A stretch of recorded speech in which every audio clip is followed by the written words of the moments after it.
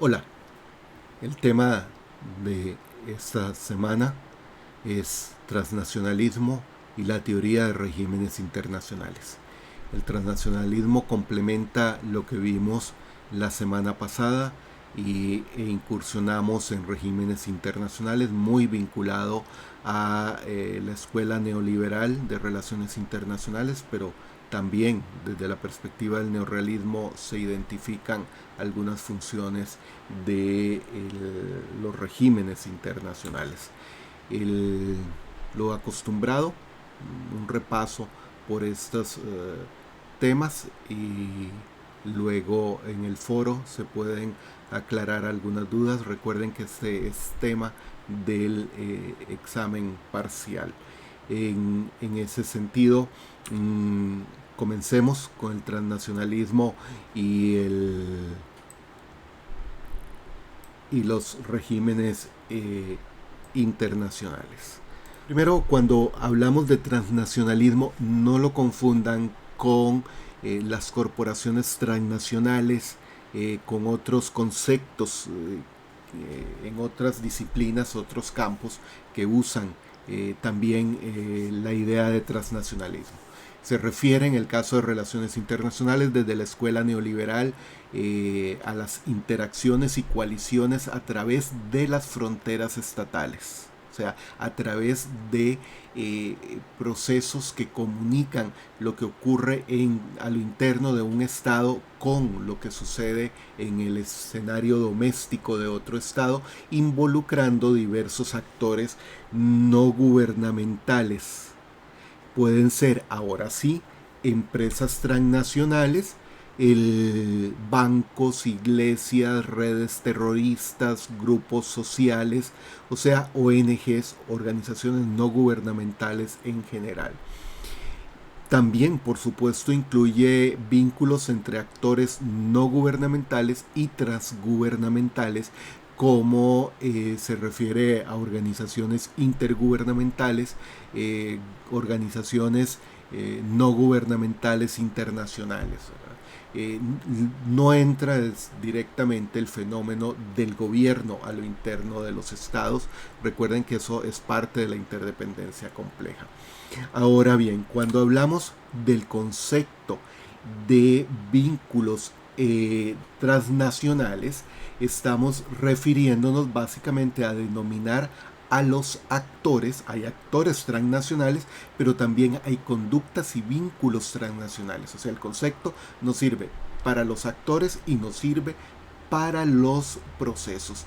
En alguna medida, lo que reconoce la teoría transnacional es el hecho de que hay una desviación del foco de atención en el análisis de los fenómenos internacionales desde el Estado hacia otros espacios.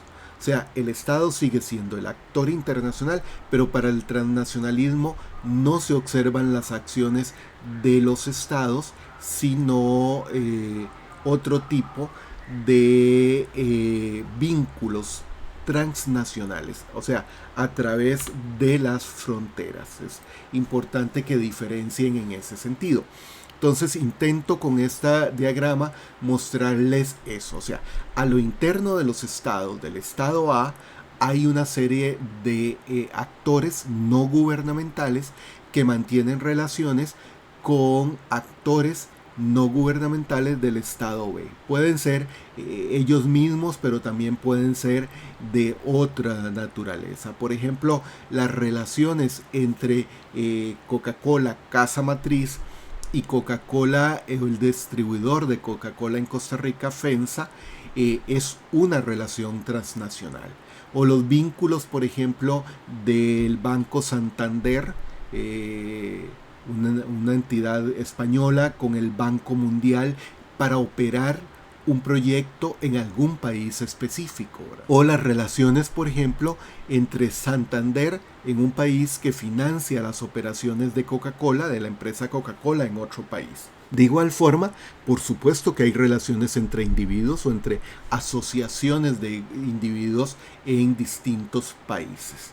O un individuo, por ejemplo en Costa Rica, puede ser contratado por el Banco Mundial para realizar una tarea en Indonesia. No como funcionario del Banco Mundial, sino como un consultor que el Banco Mundial contrata y envía a hacer un estudio en Indonesia. Los vínculos entre distintos grupos que conforman Al Qaeda en un país respecto a otro país también es ese tipo de vínculos transnacionales. O sea, hay una diversidad de canales de comunicación a través de las fronteras de los estados. Y en ese sentido es importante que tengan en cuenta que cada uno de esos canales, cada una de esas líneas en el diagrama, de igual forma, como lo había indicado para la interdependencia compleja, no es un canal unidireccional, ni es un canal que solo tiene un tema principal, sino que hay múltiples hilos conductores de información dentro de ese canal, ¿verdad? Eso es importante que lo tengan en cuenta. ¿Por qué el transnacionalismo ha adquirido gran importancia? En gran medida porque hay un aumento del comercio internacional, del turismo, toda la tecnología de información y comunicación, el que ustedes se conecten, conversen, tengan sesiones o videollamadas con familiares, con amigos en cualquier otro país fuera o que vive fuera de Costa Rica, incrementa estos vínculos transnacionales. Igual los contactos individuales que mantenemos a través de las redes sociales vienen a contribuir a esta transnacionalización de los procesos propios de las relaciones internacionales.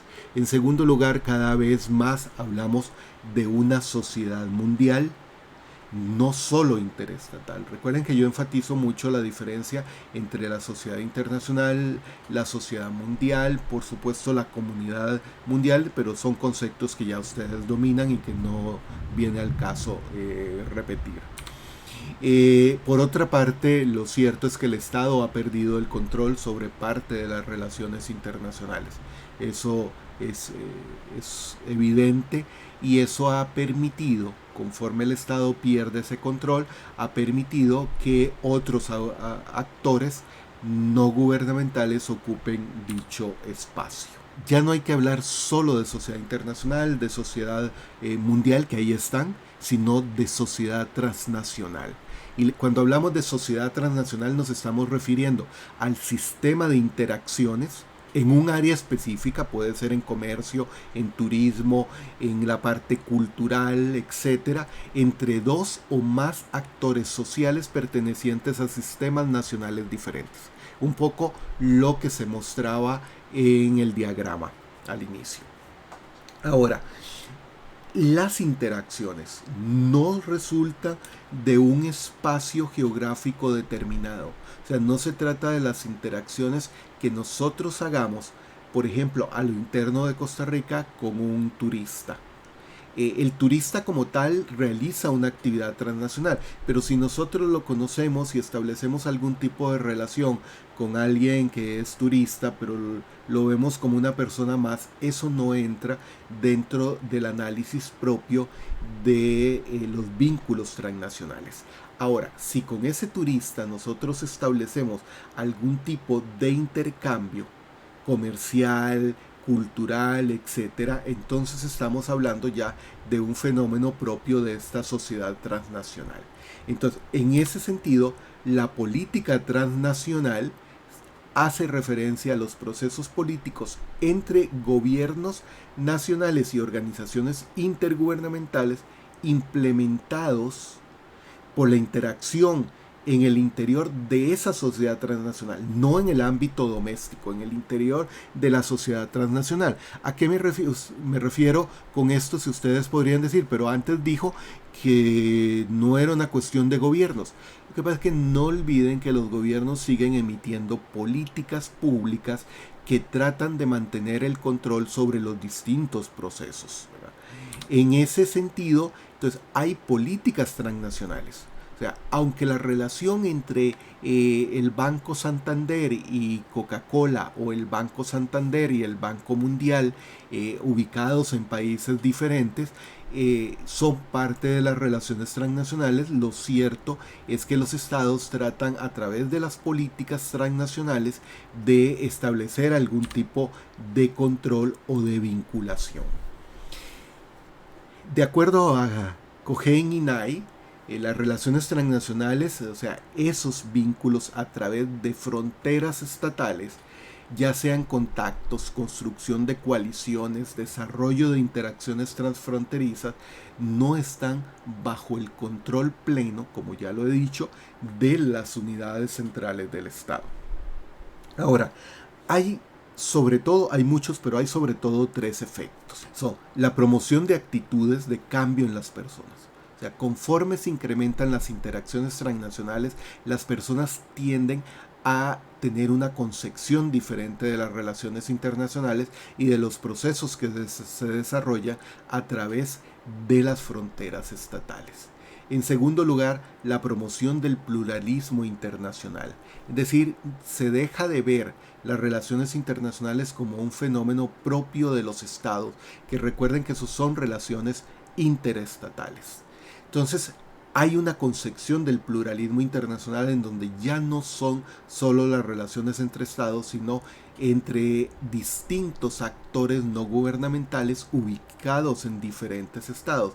Y en tercer lugar, la creación de dependencia e interdependencia entre gobiernos.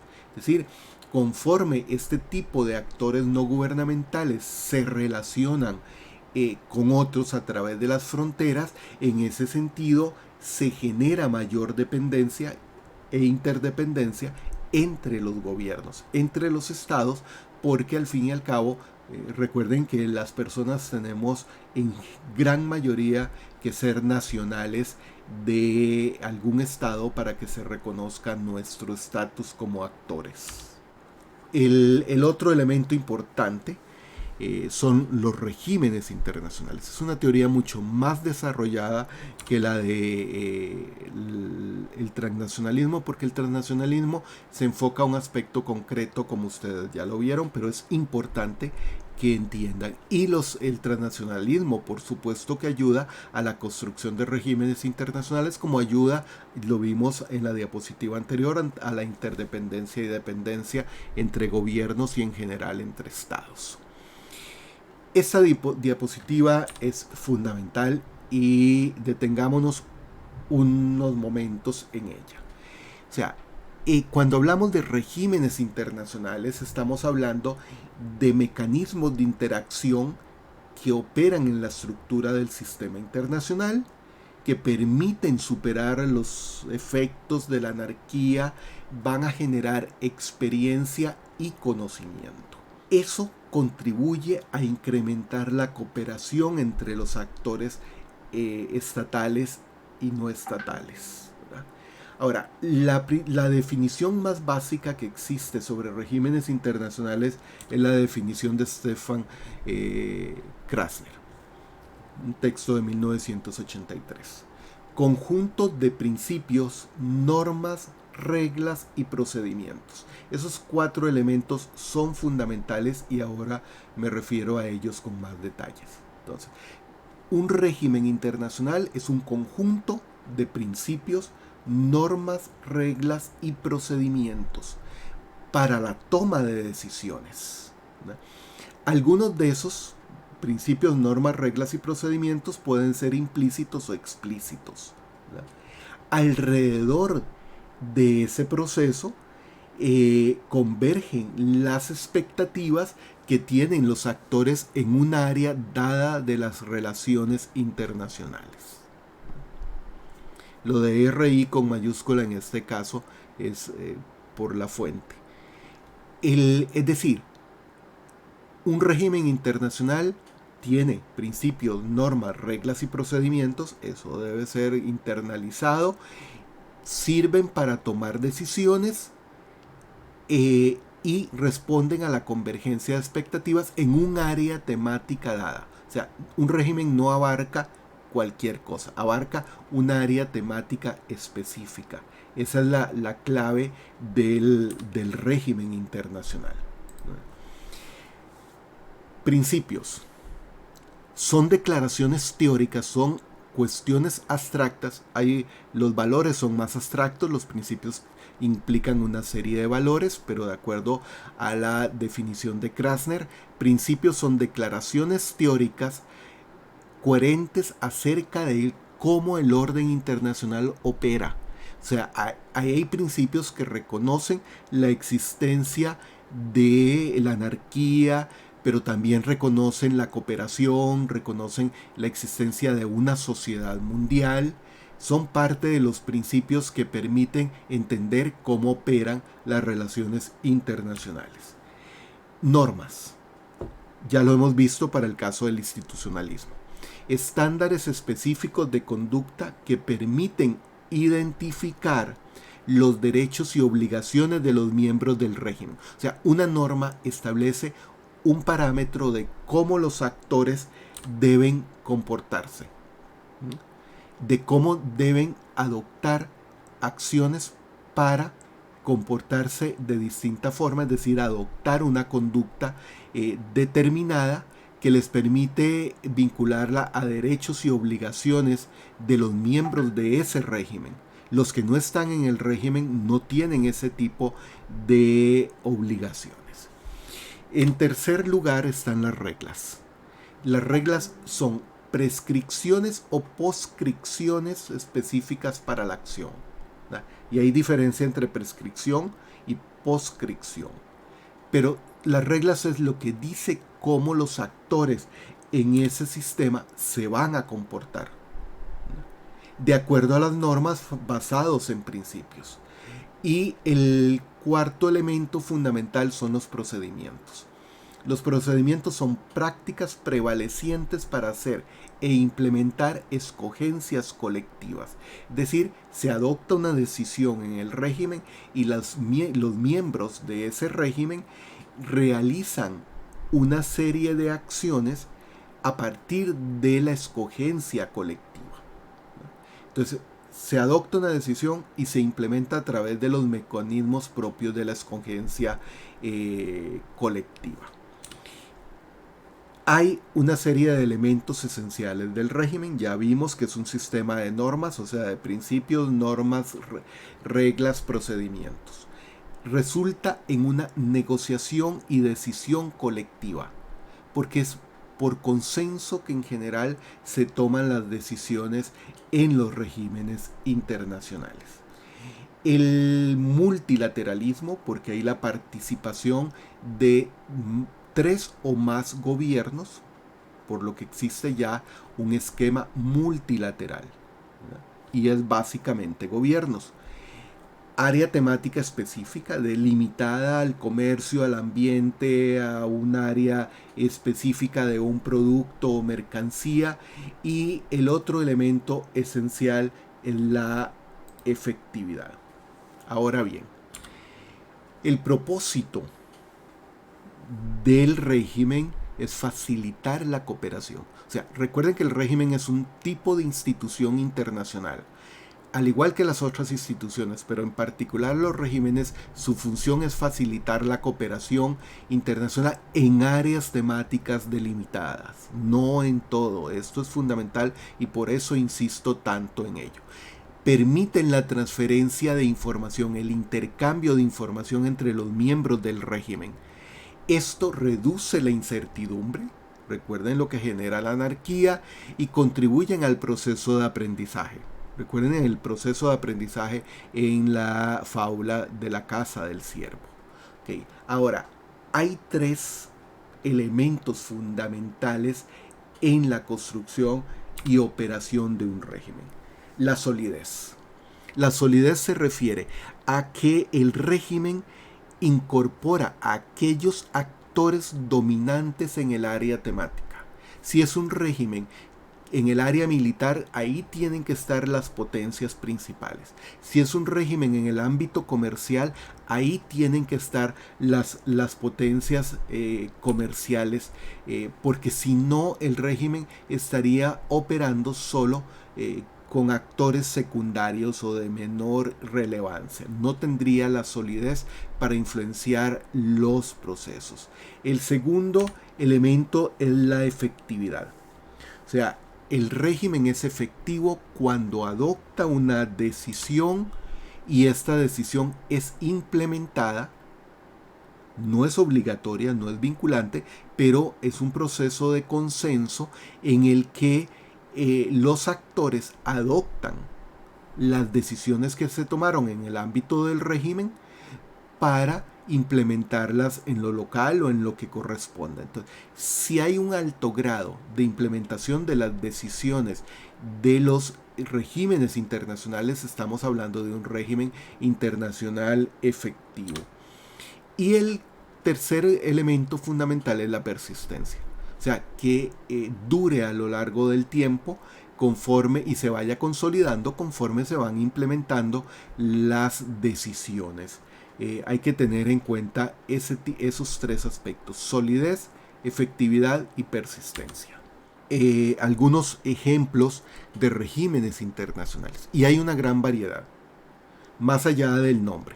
La Organización de Países Exportadores de Petróleo es un tipo de régimen internacional. Recuerden, ya lo habían preguntado, yo lo aclaré. Es una cuestión del nivel de estructuración. Hay regímenes internacionales muy estructurados como la OPEP.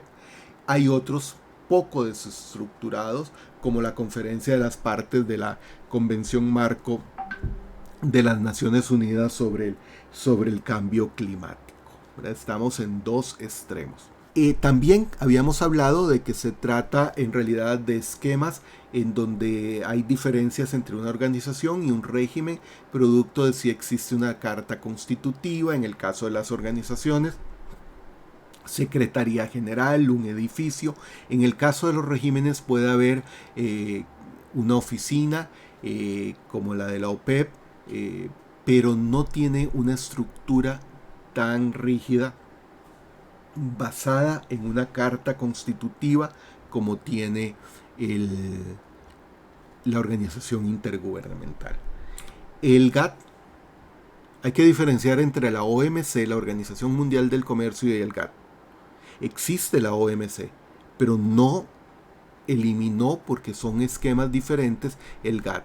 O sea, el Acuerdo General sobre Comercio y Aranceles. El GATT está ahí, es un régimen internacional establecido a mediados del siglo pasado, adscrito a la OMC, pero sigue siendo un régimen internacional.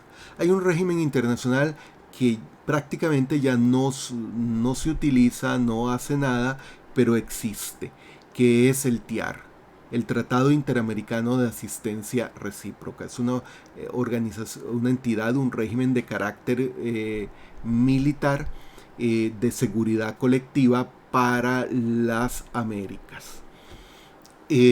Operó durante mucho tiempo, básicamente dentro del esquema de las alianzas de la Guerra Fría. Después perdió vigencia tras la Guerra de las Malvinas, y aunque está ahí, ya nadie hace caso al TIAR. Es algo parecido con la Organización Internacional del Café. Es un esquema similar a la OPEP, que intenta coordinar e influenciar en los precios de del grano de oro, como se conoce en Costa Rica. Entonces es un régimen muy estructurado, aunque tenga nombre de organización. Y el último ejemplo es el de la Conferencia de las Partes de la Convención Marco de las Naciones Unidas sobre el Cambio Climático, la COP, como es más conocida. Es un régimen internacional mucho menos estructurado que los otros 4 que vimos en esta diapositiva. Hay regímenes muy complejos, como el del régimen del cambio climático, que abarca una serie de acuerdos, de esquemas de regímenes, o sea, es una especie de régimen de regímenes.